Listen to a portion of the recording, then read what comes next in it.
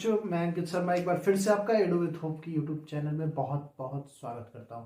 और आज के वीडियो में हम जनरली पढ़ने वाले हैं बायोंट फोर्स के बारे में। तो बायोंट फोर्स या अपथ्रस्ट भी इसको आप बोल सकते हैं। तो चलिए स्टार्ट करते हैं आज का सेशन। और आई होप आपको अभी तक अगर कोई प्रॉब्लम है तो आप हमें कमेंट करके जरूर बताइए। तो प्लेलिस्ट में जाके सारे वीडियोज को आप देख सकते हैं, वहां सारे वीडियो आपके अवेलेबल हैं। तो हम लोग क्या पढ़ने वाले हैं? अपथ्रस्ट या फिर बायोंट फोर्स, दोनों में से एक चीज पढ़ेंगे? नहीं, दोनों का मीनिंग सेम ही है, बस लैंग्वेज आपका वर्ड जो है वो सिर्फ अलग होता है, बाकी मीनिंग जो है वो दोनों की क्या है, सेम है ना। तो चलिए स्टार्ट करते हैं। तो सबसे पहले समझते हैं बायोंट फोर्स को। तो देखिए, एक जो फिजिक्स ऐसी चीज है जिसमें आपको सारे एग्जांपल्स आप ही से रिलेटेड होंगे। तो देखिए, सबसे पहले अगर हम बात करें, आप कोई भी दो कंटेनर लें, जैसे मैंने एक ये कंटेनर लिया और एक ये कंटेनर लिया, दो मैंने यहां पे कंटेनर लिया, दोनों में मैंने लिक्विड भर दिया कुछ इस तरीके से, उसी तरीके से कुछ इसमें भी मैंने लिक्विड फिल कर दिया।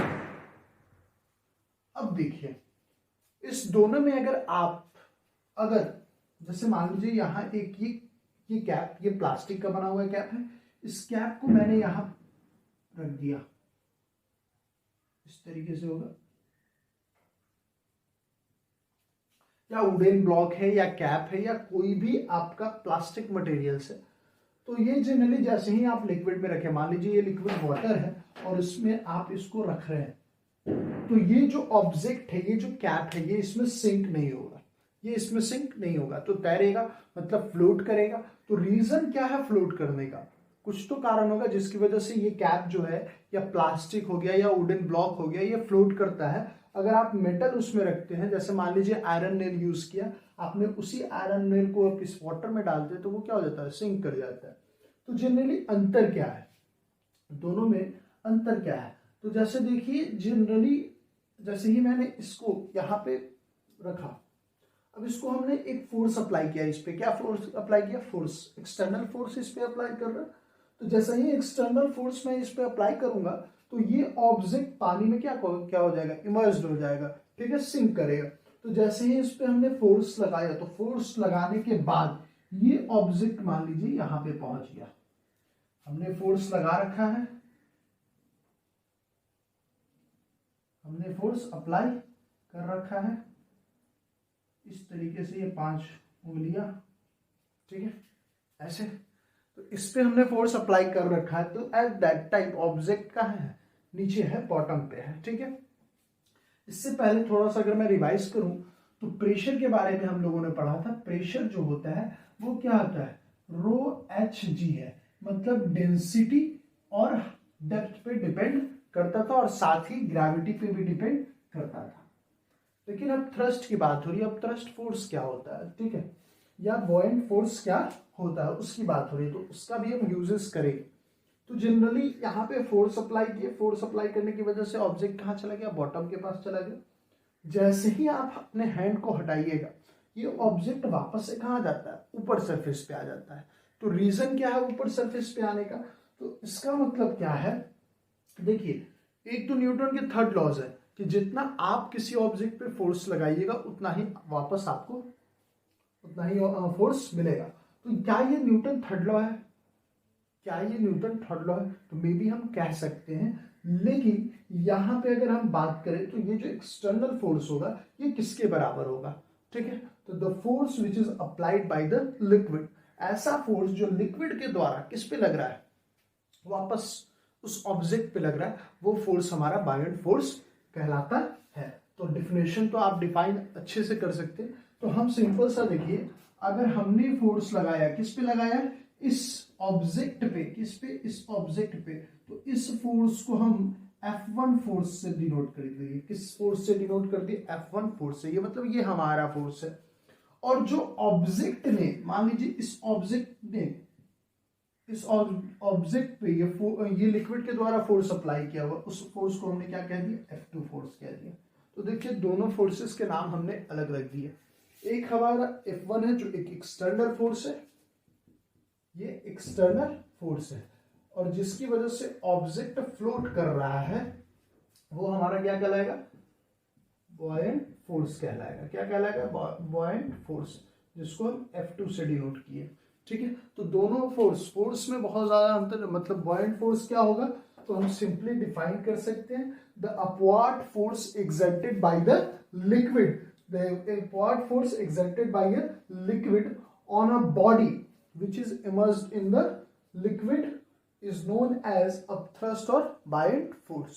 उसी चीज को हम क्या बोलेंगे, अपथ्रस्ट या buoyant force भी बोल सकते हैं। तो आई होप आपको क्लियर होगा कि buoyant force क्या होता है और अपथ्रस्ट क्या हो रहा है, दोनों का मतलब सेम है।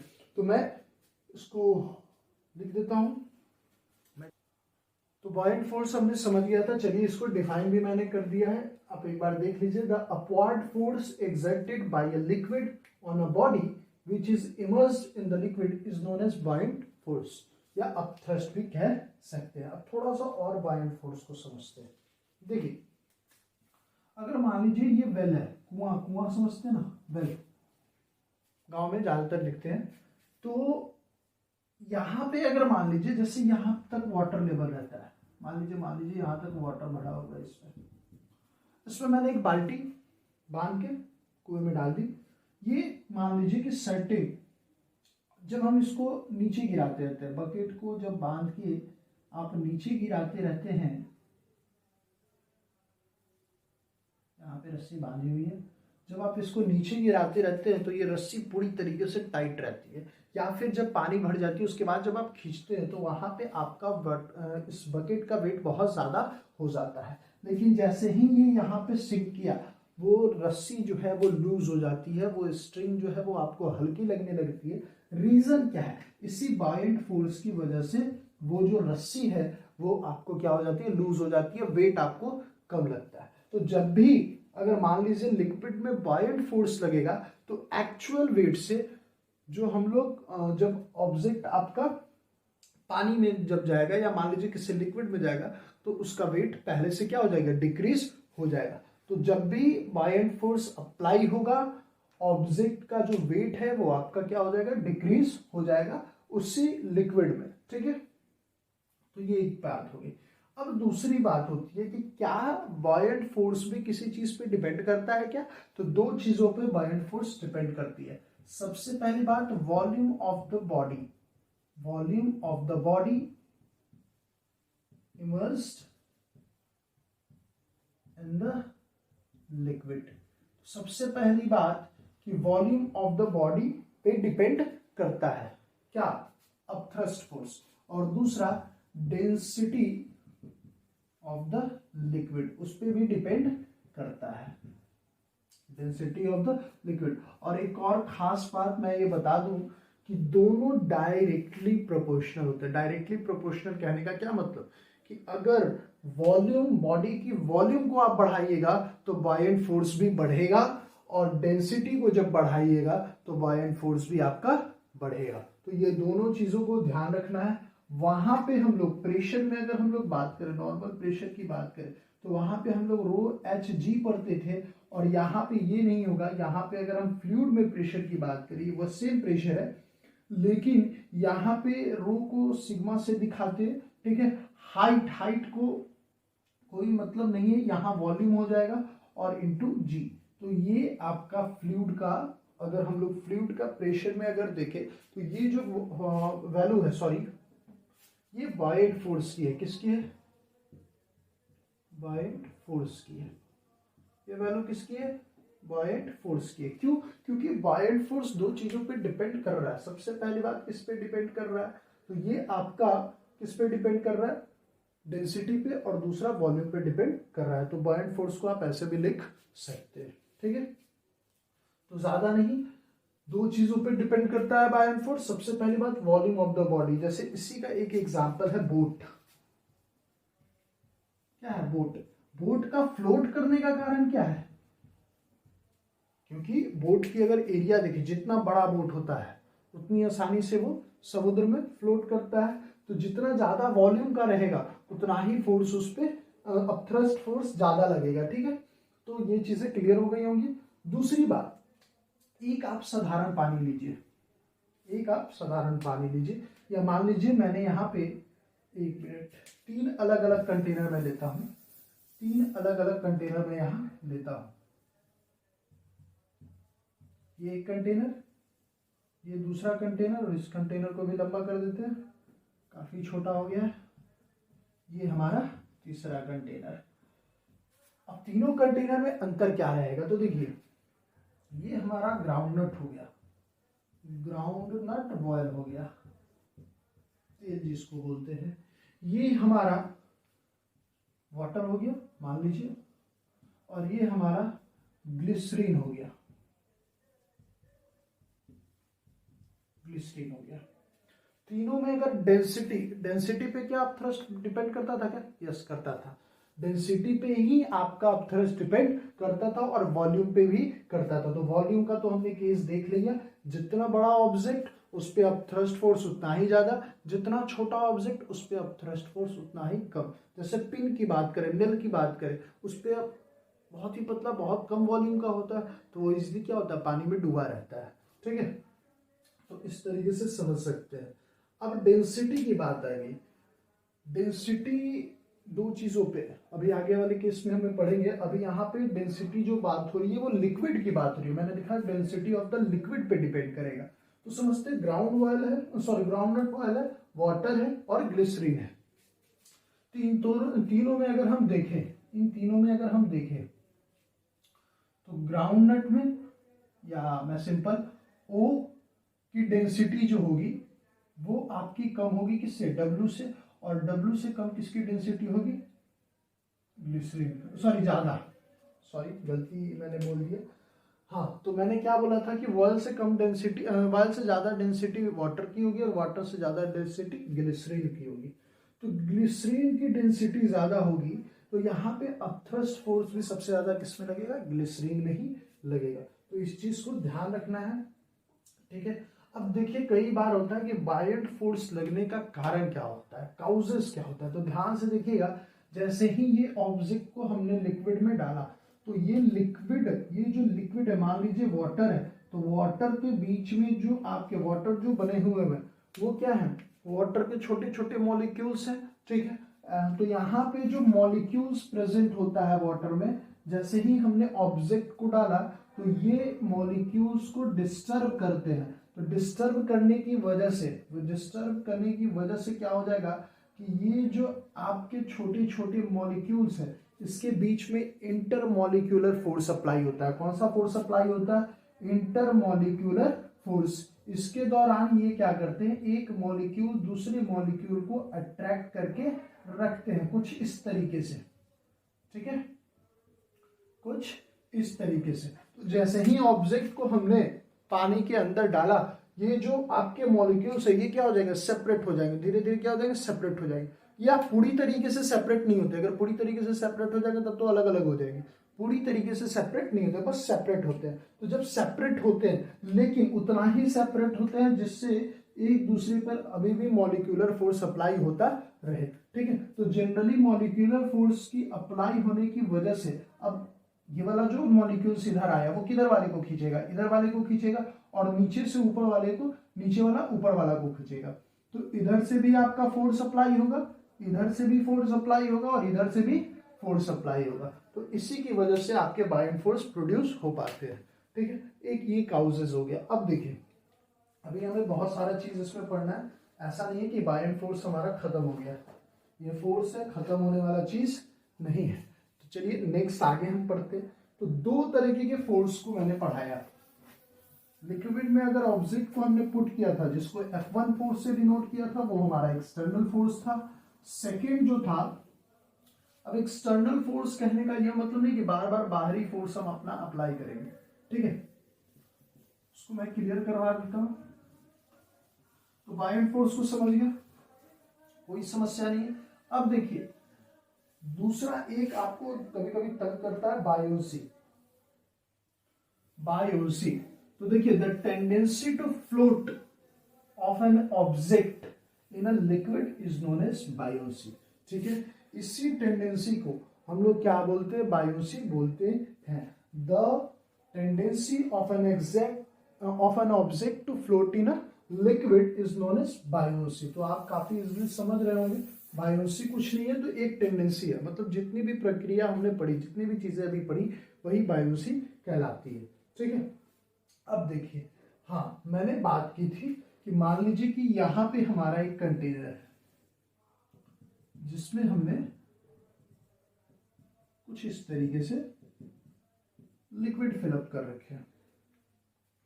अब ये ऑब्जेक्ट आया, मान लीजिए वुडन ब्लॉक है, तो वुडन ब्लॉक क्या फोर्स अप्लाई करेगा, तो वुडन ब्लॉक की अगर फोर्स पूछी जाए तो जितना इसका वेट रहेगा वही फोर्स होगा। तो ये वेट नीचे हमेशा जी, ये आपका हमेशा कहाँ लगेगा, फोर्स नीचे की तरफ लगेगा, ग्रेविटेशनल फोर्स जिसको हम लोग बोलते हैं।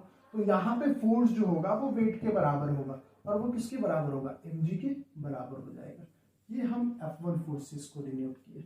और नीचे जो फोर्स ऊपर लगेगी तो ये हमारा कौन सा फोर्स होगा, F2 force, that is buoyant force. ये ध्यान रखना है। F1 फोर्स एक्सटर्नली भी हो सकते हैं या फिर ऑब्जेक्ट के जो वेट होंगे वही फोर्स होगा हमारा F1। F2 फोर्स से हमने किसको डिनोट किया है, बॉयंट फोर्स को डिनोट किया है। सर क्यों पढ़ना है, पहले तो पढ़ा दिए, दो कारण है। सबसे पहले अगर हम बात करें तो सबसे पहले समझते हैं बॉयंट फोर्स को, समझ चुके हैं। अब देखिए कंडीशंस आते हैं, तीन अलग अलग कंडीशंस। कंडीशन नंबर 1, अब देखिए ऑब्जेक्ट फ्लोट कब करेगा, डूबेगा कब, ये भी डिपेंड करता है। देखिए अगर इस ऑब्जेक्ट की डेंसिटी, एक तो वॉल्यूम वाला काम था, समझ गया तो कोई टेंशन नहीं। अगर इस ऑब्जेक्ट की डेंसिटी, मान लीजिए ऑब्जेक्ट की डेंसिटी से इस तरीके से डिनोट करते थे और लिक्विड को डेंसिटी को इस तरीके से डिनोट करते थे। अगर ऑब्जेक्ट की डेंसिटी लिक्विड की डेंसिटी से ज्यादा हो जाएगी तो ये आपका क्या कर जाएगा, डूब जाएगा, सिंक कर जाएगा। बात क्लियर है। जैसे आयरन नेल की डेंसिटी वाटर से ज्यादा होती है जिसकी वजह से आयरन नेल क्या हो जाता है, डूब जाता है। ठीक है, नेल की बात हो रही है। लेकिन क्या बायंट फोर्स हमारा वॉल्यूम पे भी डिपेंड करता है, तो वही आयरन के बने हुए बोट नहीं डूबते हैं, तो ये मेंटेन किया जाता है। तो इस चीज को ध्यान रखना है। ठीक है, बस मैंने ध्यान रखने की कंडीशंस के लिए बता रहे हैं। तो सबसे पहला, अब देखिए F1 is greater than F2, एक ये केस आता है। एक होता है F1 is equal to F2, और इससे पहले भी एक case F2 is greater than F1, F2 is greater than F1। तीन कंडीशंस मैंने लिए। सबसे पहला कंडीशन है कि जो फोर्स F1 है, जो फोर्स ऑब्जेक्ट के द्वारा है, वो अगर बड़ा हो गया बायंट फोर्स से, तब क्या होगा, तो जब फोर्स, ये फोर्स बायंट फोर्स से बड़ा हो जाएगा तो इस केस में ऑब्जेक्ट जो है वो सिंक कर जाएगा। क्या कर जाएगा, सिंक कर जाएगा, डूब जाएगा, सिंक कर जाएगा, डूब जाएगा। दूसरी बात, अगर F1 is less than F2, मतलब अगर फोर्स, जैसे हमने बात किया था ना, वुडन ब्लॉक का फोर्स क्या हो जाता है, हल्का हो जाता है, और F2 लिक्विड का फोर्स ज्यादा हो गया, ठीक है, बाइंड फोर्स ज्यादा हो गया, तो इस केस में तो ऑब्जेक्ट फ्लोट करेगा, कोई टेंशन नहीं है। और ये देखिए F1 is equal to F2 आ गया, तो ऑब्जेक्ट को जहां आप प्लेस करोगे ऑब्जेक्ट वहां रहेगा। जैसे मैंने यहां प्लेस किया ना, तो ये ऑब्जेक्ट यहीं पे रहेगा। ठीक है, तो F1 बराबर F2 हो जाएगा, तो इस केस में भी ऑब्जेक्ट आपका क्या करेगा, फ्लोट करेगा, और जहां पे आप उसको प्लेस्ड करेंगे, ठीक है, placed at any place in liquid, it float, it float. अब देखिए इसकी एक मूवी मैंने कल बताई थी पिछले क्लासेस में, गाजिया अटैक, द गाजिया अटैक। इसमें एक सीन आता है, कि एक सर्टेन पॉइंट पे जो हमारा INS विक्रांत रहता है उसको एक सर्टेन पॉइंट पे काफी लंबे समय तक रखा जाता है और नीचे और ऊपर से रॉकेट पास होते हैं। तो आप वो मूवी देखिए, बहुत अच्छी मूवी है। इसका मतलब ये नहीं कि खाली मूवी देखने का ही काम करना है, ठीक है, बस मैं बता रहा हूँ। तो यहाँ पे F1 F2 होगा, तो ऑब्जेक्ट को इस लिक्विड में कहीं पे भी रखिएगा तो ऑब्जेक्ट आपका फ्लोट करेगा।